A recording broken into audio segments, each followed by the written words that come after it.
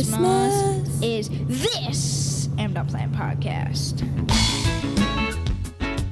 Yeah, that's right. This is the I'm Playing podcast, episode 64, Christmas edition. And we're going to be talking with my friend Joey Bates in a little bit. And just like anything, I read something, I listen to something, I'm talking to someone, and I'm thinking like this could be something that helps us figure out how to teach better. And so it's something that I want to share on the podcast. And so I was at a place on a Sunday that I like to go to learn a little bit and to reflect and get in the right headspace. And it's the Orchard Oxford here in Oxford, Mississippi. And I heard a message and I'm like, you know what? That's a message and it lines up with the Christmas theme. And so here we go. We get the Christmas edition. So we're going to be listening to a little talk I recorded with my friend Joey Bates, who is a pastor at the Orchard Oxford, and we're going to share that in just a second. And I know, I'm just going to give a little disclaimer, and I know not everyone has a faith tradition, or not everyone has a faith tradition that aligns with mine, which is Christianity, and so you might not celebrate Christmas, and which is fine. But I still think that there's value here. I still think there's value in thinking about like being called to do something like teaching, because teaching is, man, you invest a lot of yourself in teaching, and teaching is a very personal thing. It is about building relationships, and I believe personally that at a relationship that I had called me to be a teacher, and in this episode I get a chance to share that relationship, and it is again a spiritual relationship, and again, I know that not everyone who may listen to this episode may have that same relationship, but I just, again, felt called to share it anyway. I think there's something to be learned. I think there's something that we can all reflect on after a couple of heavy years, and let's maybe use this time to reflect and think about our own calling and thinking about what does it mean to continue to be called into this thing called teaching. So, and as in a previous episode that I had with Brahana Tinkeskin, we talked about loving your neighbor, and part of loving your neighbor is getting to know your neighbor. And so maybe this is a chance to get to know me better. Maybe there's a chance to get to know Joey Bates better. Maybe it's a chance to even get to know yourself a little bit better and like really think about, well, why am I doing this thing called teaching? And how can we talk about filling up tanks a little bit, like your purpose tank or your passion tank. Maybe it's a chance to fill those tanks up. So this is a little bit of insight into me, a little bit insight to Joey. And here we go. We got a Christmas theme episode. But again, I think that there's to be gained no matter what your faith tradition. And regardless, I hope whatever this season is for you, I hope it's a rejuvenating season. I hope it's a restful season so that wherever you are in your teaching journey, that you fill up those tanks. And so without further delay, here's my conversation with Joey Bates. Joey Bates, thanks for joining me on this Christmas edition of the Amazon Planet podcast. How are you? Joel, I'm doing well. I thank you so much for having me. I'm honored to finally put my feet on the Amazon planet. That's right, and the Amazon planet. It's a good place to be. We make some mistakes like not hitting record on the first time we tried this intro, but so glad you're here. So glad we get a chance to do this. This is the second edition, Christmas edition of the Amazon Planet podcast. The first one at a family event is really called to talk about 1 Peter 4:10 about use the gifts we've been given to serve others. Not an exact quote of the verse, but sure. It was at a family event, but the family event was great. I felt just called to share. And the same thing happened when I was listening to your sermon, and I thought, hey, there's something here we need to share. But before I'm fast forwarding, before we get into that, hey, Joey, can you just introduce yourselves to the listeners? Sure. First, thank you so much thank you for having me, and thank you for those kind words there. My name is Joey Bates. I'm one of the pastors at the Orchard in Oxford. I have been here at the Oxford campus for about a year and a half now. I'm married to my best friend named Delaney, and we have a beautiful little girl who's about 19 months old, and she is the joy of my life right now. She is everything I want to do and be about, and I just want to hang out with her all the time. So that's really, I could say a lot more about myself, but honestly, if you know my family, that's me. So that's what I want to be about. So that's right. And I think there's this is a podcast about learning about how to teach better. I think there's no better like example when you're thinking about this kid who's like growing up and like they're learning something every single day, like something gosh. Ooh, I wish they didn't learn that one today. Like I'm not ready for that one yet. Yeah. It's bizarre when I look at her, and it's like I'm looking in a mirror when I see like my own attitude come out of her, and I'm like, whoa, what is this? Whoa. Because, like, how did you learn that? And yeah, it's amazing. So it's really cool. Then you look over at Delaney and she's like, yeah, that's what I deal with. Yeah, that's happened multiple times. There you go. So, and again, so this is going a little bit back about inspiration, about learning a little bit too. I'm learning how to do this podcast better. One is that it's always better to do this podcast with others. So one, thank you for joining me on it. And two, wanted to do a Christmas message, but was thinking about, hey, what verse to think about. And just to kind of bring a little bit of message, I did try not to hide my faith on the podcast, but sometimes hey, you get an opportunity. If you have your own feed, let's do it. Let's do a little Christmas message. But sitting there, and what was it, a week ago Sunday, you gave the message, and the message really struck me. And I thought, hey, this is something I want to talk about on the podcast. I think that there's some things that connect to maybe what our current experiences are with teaching, or maybe some people's like own experience on their path being a teacher, or just even whatever, any sort of altruistic endeavor that people have been called to do. I felt like your message had something. So maybe we can back up a little bit and think about your sermon and what it was, kind of what was a key message. Because the sermon series is a thrill of hope, right? The whole sermon series is about the thrill of hope. Yeah. So am I being a good Orchard Church member? Yeah, exactly. Yeah. Good job. Hey, you're remembering it more than I do most Sundays. So like when I get up, I'm like, hey, we're in week 2 of, and I look at the screen to see it is called A Thrill of Hope. And that comes from the Christmas hymn, Oh Holy Night.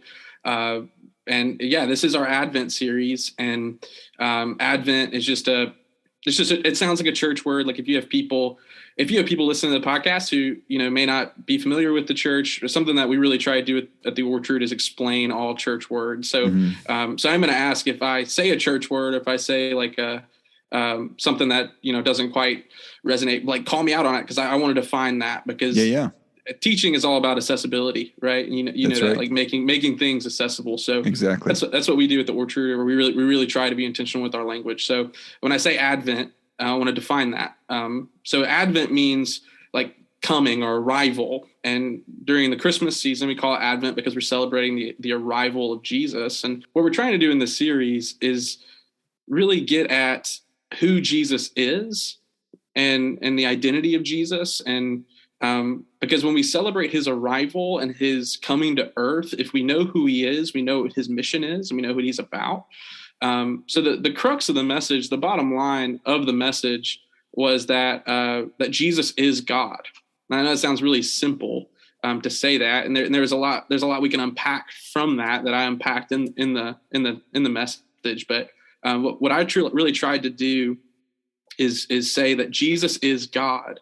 Now, what does that mean for us? What does it mean that God himself intersected with our story? Like, and so like I dove into kind of my own experience of, I'm young. I don't have a whole lot of life experience. But I think I have been through enough to understand kind of, and as much as I can, like the human experience. And I've tried to listen to people who are further along than me. And so I tried to unpack, like, what is the human experience? What does it look like, especially around the holidays? So I talked about beginnings, and obviously because Advent's like the arrival, but I also talked about endings, because the holidays for some people can be a reminder of endings. It can be a reminder of things that have passed on. Like I said on that Sunday, I said, it's hard when you sit around, whether it's Thanksgiving or Christmas or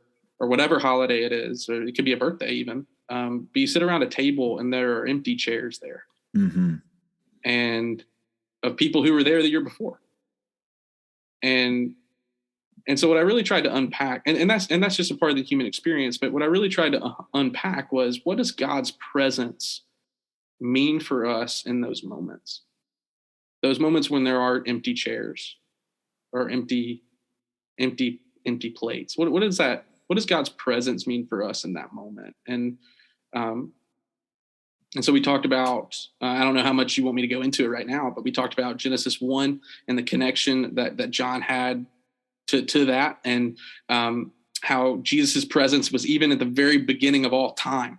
Yeah. And if he was at the very beginning of all time, then he's at every one of our beginnings too. And that means that he's at every one of our endings. And I really tried, and I'd love to talk to you about teaching style too, because since you are a teacher, Yeah. I know I'm kind of chasing rabbits and no, this is great. Okay. The two passages that you talked about, Yeah. and again, is like from the beginning of the beginning of the Old Testament, right? So like this, Yeah. I don't know how old Genesis is, but it's old. Yeah, right? thousands of years, you'd say. Thousands of years old. And then when you talk about John, which is one of the 4 gospels that were written about Jesus, so 4 stories that were all centered around Jesus, and there's like, it's like a hyperlink. Like if there was like word. If you could click within the Bible, which there are versions you can, but I mean, you look at some of and you pointed out some of the wording that exists between John 1 and Genesis 1. And it's like, there's like a tip of the hat. It's a hyperlink. It's whatever. There's this connection between the two to say like, that we're talking about Jesus here and we're talking about God here. And it's like, but they're the same. Like they're like, we're telling you that's the same. It's like, if I'm, trying to think what would be a good sports reference. Yeah. So if you want to say like, I don't know. See, the analogy breaks down for me in my brain because like it's hard for me to even fathom it. But I guess if you wanted to say like Tom Brady equals the greatest of all time, right? Like you could probably say those are one in the same, synonymous, right? And then when you say the greatest of all time, then you're linking to a bunch of people. Like, oh, like I'm comparing him to Jordan, or I'm comparing him to who's a swimmer guy? Michael Phelps. Michael Phelps, probably athletically. Sorry, this isn't a sports podcast, so I'm sorry if people are turning off. But athletically, Michael Phelps probably is the greatest athlete of all time, just for everything that he did. Sorry, I have to put that on record. Whoa! My wife was a competitive swimmer. What about Usain Bolt? Well, my wife was a competitive swimmer, so like every 4 years, the Olympics at our house is kind of like the Super Bowl. So nice. I've been indoctrinated by like her fandom of Michael Phelps. So there you go. I just have to get that on record for the podcast. But fantastic. No, you're right. John is being very intentional. It's an allusion to go back, like use the exact same phrasing. Now, granted, it's different language, but he's using the exact same phrasing. John 1 says in the beginning. And that's the same phrase as Genesis 1, which says in the beginning. Like I think a lot of people, whether you grew up in church or you didn't grow up in church, are familiar with in the beginning, God created the heavens and the earth. I mean, that's used by pop culture even. Yeah. So that's a familiar passage. So what John wants to do, what he's communicating through his gospel, he's not just wanting to tell a story. He's wanted to talk about who Jesus is. And so what he's doing is he's saying, in the beginning, the word already existed. So he wants our minds to immediately connect back to Genesis 1, where it's like, in the beginning, God created the heavens and the earth. He wants us to do exactly what you said a second ago. And that's say, well, in the beginning, the word already existed. So that means that Jesus, who is the word, was at the very beginning. Because what's so cool here, so he uses the word logos or logos, which means like ultimate wisdom or ultimate revelation. But what's really cool, if you go back and read the Genesis text, God creates by speaking. So God says, let there be light, and there was light. And God says, he creates by speaking. Well, John says the word in a very intentional same way, because he wants us to connect back to that as well, that God speaking everything into existence comes from through Jesus. Like he existed at the beginning. He was a witness to the process of creation, and he was the process of creation. Now, I know that can get kind of meta, like if you think about it like that. And this isn't a podcast to talk about, creation or theories on whatever that it looks like. But the core truth is Jesus is the one who the entire universe was created through, and he is the one that ultimately sustains us. And he is the one who has now come to be among us. And that blows my mind. Like even just thinking about it, like just to separate the emotion of the story. Yeah. Like if you just take it and say, okay, this God who permeates every atom of our being has now stepped into a specific time and a specific place to be with his people. I mean, that's, I feel like we should just pause right there and just kind of soak in that for a second. Well, because that's, yeah. No, I was just going to say, and I didn't pause, but just this is connecting perfectly to what you get into the rest of the Gospels, and you actually do, so like you're talking about speaking into creation and being a part of that process. And then in human form, Jesus then called individuals to follow him and to work. I mean, so now he's using his voice to then, impact others. And so to think like that calling, and then, and this is where I kind of was making a connection and a leap, was to saying, when we're talking about teaching, and again, this podcast is all about thinking about how to teach better. If you're a teacher, you're like a lot of the, you hear it often, like I was called to teaching. And for me, I think about called by who, and I have a pretty good understanding about who called me into teaching, like cause it was not the plan. It definitely was not the plan to go into teaching. And like having that call and then thinking like when Jesus called the disciples into following him, it wasn't like he called them and then, all right, great, you go do that, and I'm gone. Right. Like, no, it's like this, it seems like this message is about this consistency. He was here. I mean, he was there in the beginning. He's here on earth now. Like he is everlasting. He is forever and ever. Yes. And that call, it doesn't mean like calling, I'm going. No. Like there's still that presence that exists. Yeah, exactly. So it's like, as I said a second ago, it's like, again, I don't want to get super meta with it, but like his presence permeates throughout the universe, and his presence is what sustains and provides every breath we take. And like, he is not some separate, he's not some distant entity that's like out there. Right. No, he is close. And what Jesus shows us in his coming is that God came to make that closeness permanent. Yeah, no, you're right. And so like you think about beginnings and you think about like your calling, you said it wasn't the plan. So I'm sure there was an ending to whatever the plan was before. Mm-hmm. So like, did you have to take a step of I don't want to say faith, but you have to take a step of trust and to say, okay, like I'm going to step away from this other life and to step into what I feel like I'm being called to now. And was that scary? Yeah. I mean, like you know what though?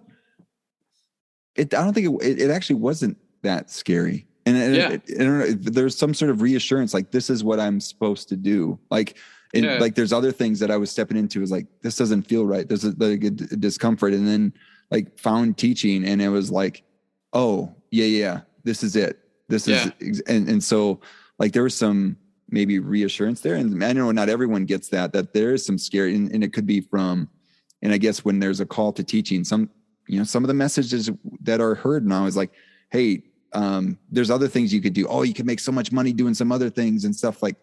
Sure. But, we talk about, and we talk a decent amount on this podcast about self-care and other things. And like, that, teaching is hard. And it's like the fact that, no, that's fine. We had I had my GA, and we were talking about my grad assistant. She actually mentioned something about it's okay to cry sometime after teaching. And you think about how many people are actually in a job that they care so much about that they might have tears of both joy, pain, like to have something that matters, like that's pretty cool. Right. And in your life, as a pastor, I mean, there's going to be ups and downs and stuff like that. But the fact is you're doing something, doing something that emotionally touches you. And so, and I would be remiss not to say too, this conversation is personal for me too, because I've mentioned my wife multiple times, because I mean, she's my favorite person on earth. So I talk about her a lot, but she's a teacher. So she teaches 5th grade. And, so I'm listening to you talk, and I'm like thinking of, my wife cares so much about her kids, and it is hard. And it is, I don't know. Our culture, it's interesting. Like, it's not that we disvalue teachers, but we we just kind of take teachers for granted, I think, or at least I did growing up. Was like you just think of a teacher that's going to be there and that's going to be good. And now that I'm on this side and again, watching my wife go through it and put in hours upon hours. And I mean, I work with, another guy on our staff, his wife's a teacher. And so seeing her go through it as well, like I really didn't understand how much teachers gave beyond the 7:30 to 4:00 window and the August to May window of the year. And so, no, I'm all for what you're talking about, like self-care, being self-aware, asking for help when you need help, and having permission to feel your own emotions, I think is, I think that's huge. I think that's huge for our culture in general, but especially for teachers when you may be one of the only voices of stability in a young person's life. Yeah. Like whether you're a kindergarten teacher or whether you're a college professor like you, Joel, like I'm sure you have a ton of first generation college students who come from a background of like, they're really forging a path ahead. And that's what I'm saying. Like, it may not be scary. Like when you stepped out, like it may not have been scary, but there is a certain emotion that you feel of, okay, here we go. It's kind of like when you're coming up to the edge of a roller coaster and you're like so excited that the roller coaster you're about to go over, but like, I'm dang glad that bar is across my lap too. Yeah. You know what I mean? Like, that's right. So like there is reassurance there, but like there's still emotion of, okay, take a deep breath. And I think Jesus, the one who calls us, just what you're like, I'm processing all this too. I'm a verbal processor. So I don't know how good that is for podcasting. So I'm sorry, but that's exactly what podcasting is all about.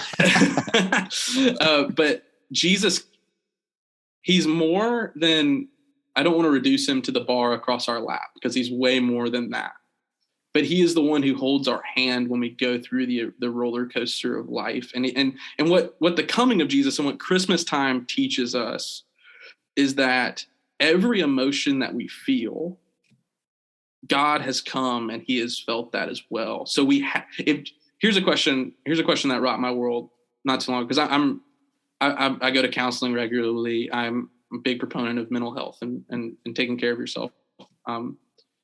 Here's a question that rocked my world. If Jesus gave himself permission to cry, and if he gave himself permission to get angry, and if he gave himself permission to need to be alone, why do we have such a hard time giving ourselves permission for that? Yeah.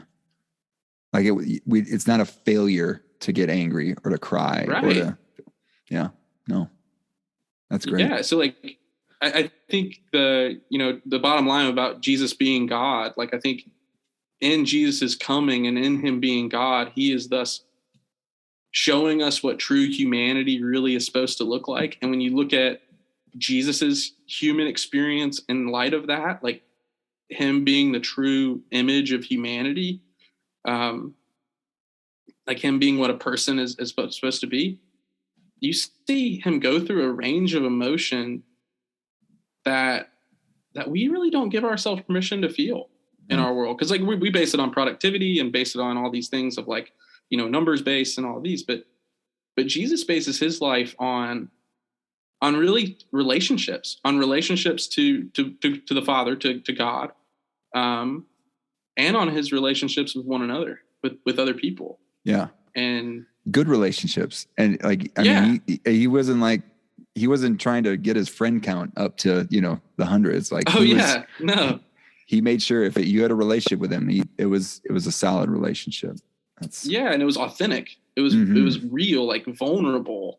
I mean, there are times like in John chapter 6 when Jesus, he gives this teaching and this crowds like, so imagine now, like, we have a crowd of people following us, right? Like we give a teaching and this whole crowd leaves and they look at Jesus and they're like, hey, this is really hard. What you're teaching is hard. It's not for us. And they leave. And he looks at his 12 best friends and he's like, are you going to leave too?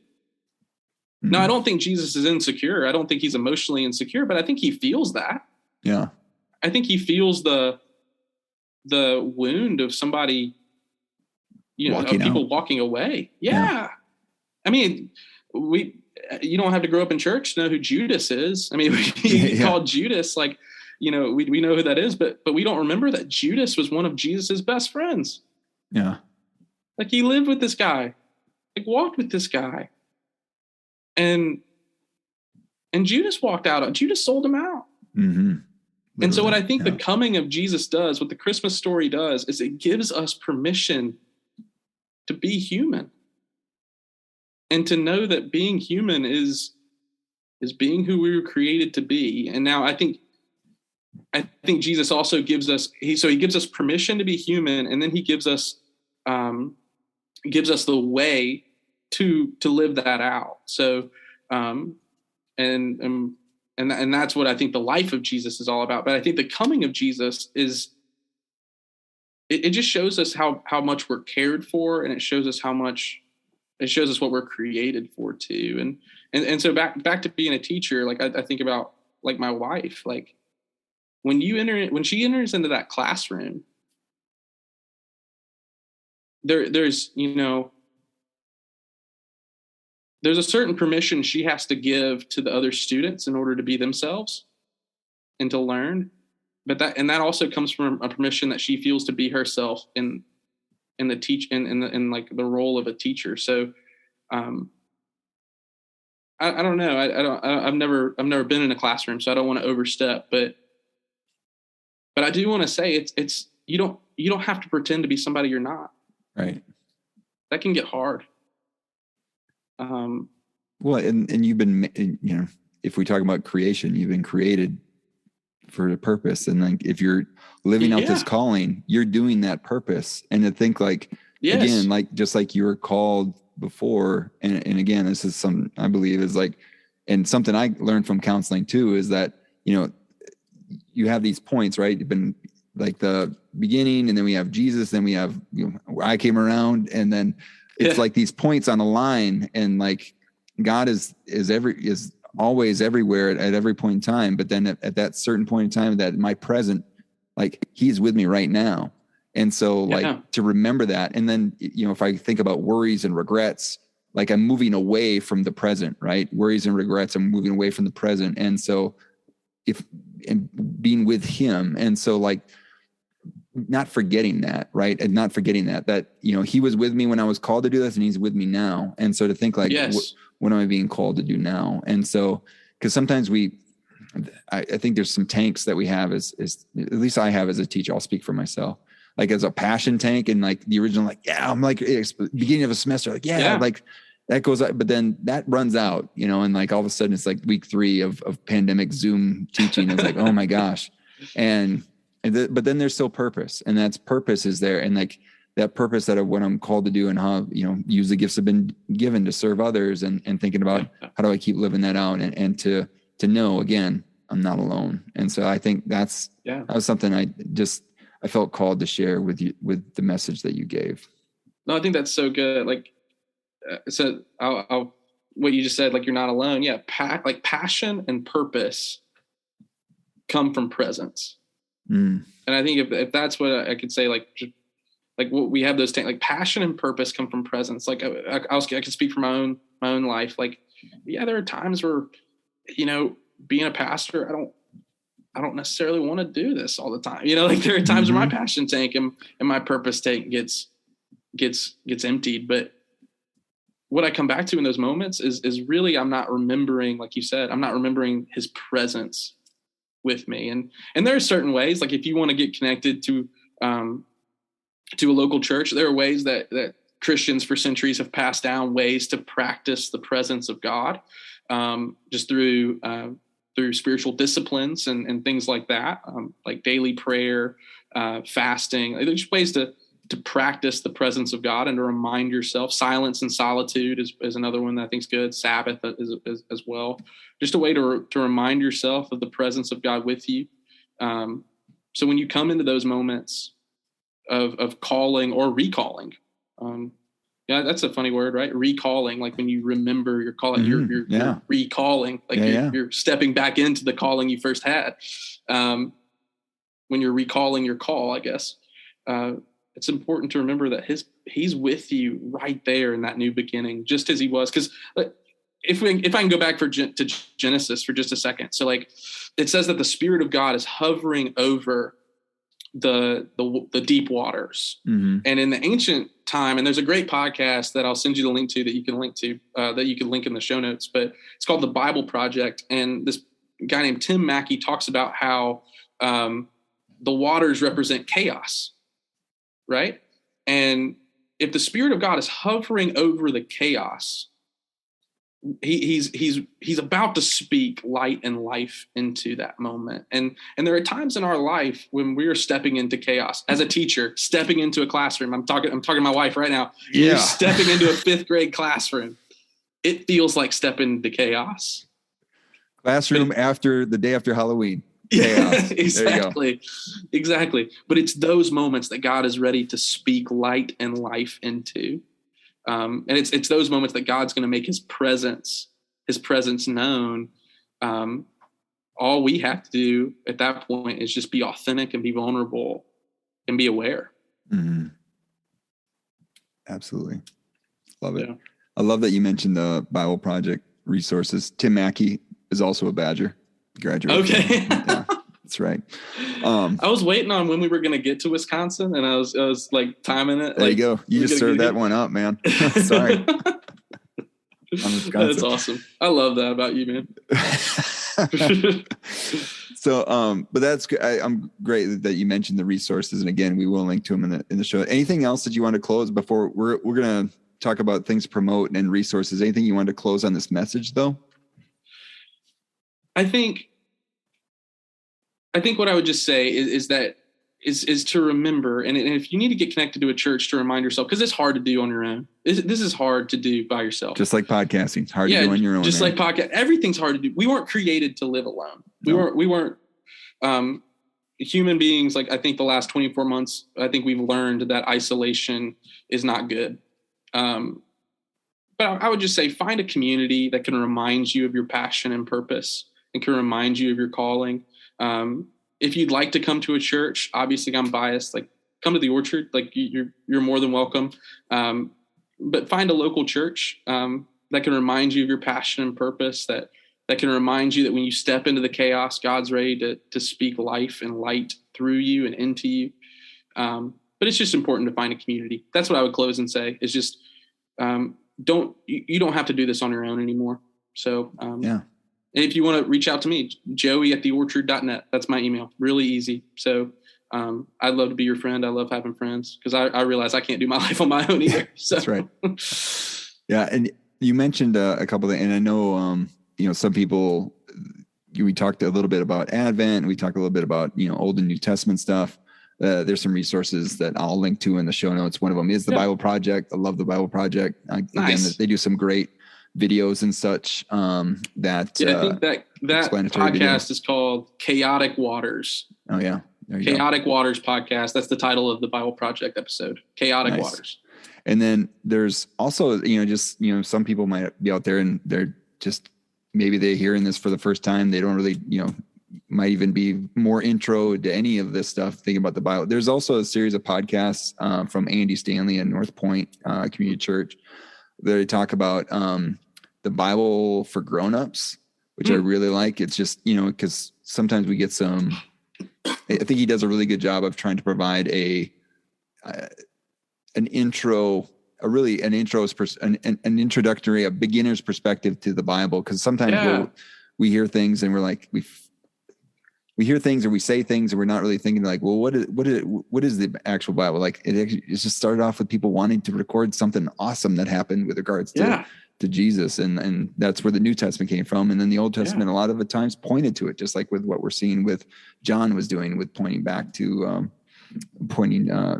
Genesis. So I think that's great. The Bible can be so intimidating for people because like, honestly, we're located in the southeastern United States, like the Bible Belt. So like, it feels like there's a lot of pop theology or pop opinions on what the Bible says. And and that can either turn you off and away from the Bible or just make you intimidated by it. But yeah, no, I think those resources are great. No, the Bible's a love story about a God who loves his people so much that he doesn't want them to be alone anymore. Yeah. And even from a teaching perspective, I mean, Jesus' teaching still exists 2,000 years later. Like, hey, must have been good. Yes. So let's pay, as a teacher. It must have been good. Yeah. We should pay attention. And like, even from a math perspective, hey, how do we teach math best? In context, we always talked about his parables, and then in community. And there you go. We use collaborative groups and in context. There you go. Yeah. Awesome. All right, Joey, anything else you wanted to mention? So I'll just plug the church for a second, if that's cool. We meet at 295 Highway 7 North here in Oxford, and we have one service at 9 and one service at 11. We also have an online service as well that premieres on our Facebook page at 9 o'clock. You can find us at theorchard.net, and that links to all of our sites. So we're a family of churches, 5 sites. So you can find one that's close to you. So yeah, that's it. All right. Well, thank you so much, Joey. Thanks for letting us share this little Christmas message. Well, and thanks for inspiring the Christmas message. Oh, Joel, thank you so much. This has been an honor. I hope it helps people get clarity on their own life. And I hope it encourages them to live life to the fullest. Awesome. Thanks, Joey. There we go. Thank you for listening. Thank you for taking the time. Thank you for being who you are as a teacher. And thank you for investing, as we say at the end of the episode, investing in the lives of others as a teacher. And just thinking about that, the kind of the overall message that I want to get, and I'm just going to hammer it home. If you're called to be a teacher, you're continued to be called. It's not like that call. It's not like that calling hung up. And it might change. It might evolve. And so I think my teaching definitely has evolved over the years, like to where I was a math teacher. Now I'm a teacher of teachers, and even thinking like, what does it look like to be a teacher of teachers of teach a teacher of teacher educators. So like teaching doc students, right, how to do my job.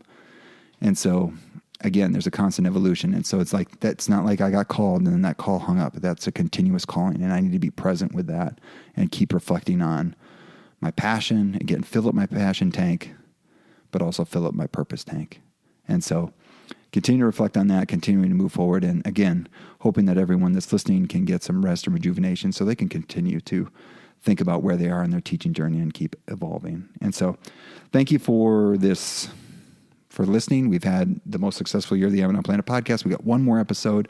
Kind of excited to share that. It's with a student that became a teaching partner in this year, my grad assistant, Kayla Luke. That'll be our end of the year podcast. So we'll share some kind of end of the year reflections and whatnot, and maybe even looking forward a little bit.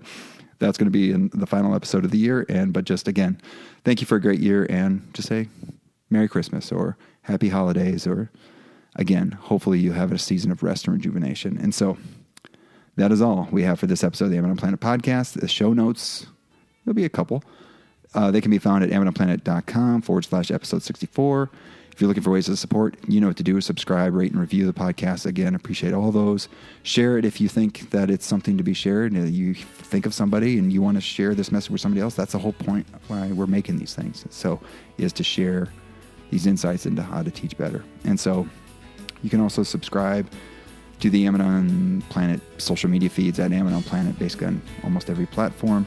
And you can also check out the Ammon on Planet store, Ammon on Planet bookshop. Those links can be found at the footer at ammononplanet.com. Thanks to Joey Bates for sharing their time and expertise, sharing his time and expertise. Thanks to Matt Bifland for the music in this episode. And finally, thank you to all of you out there who are seeking to teach better and be the good in the world by investing in the lives of others. This world is a better place because you have decided to use the gifts you have been given to serve others. Thank you for all that you do. Peace.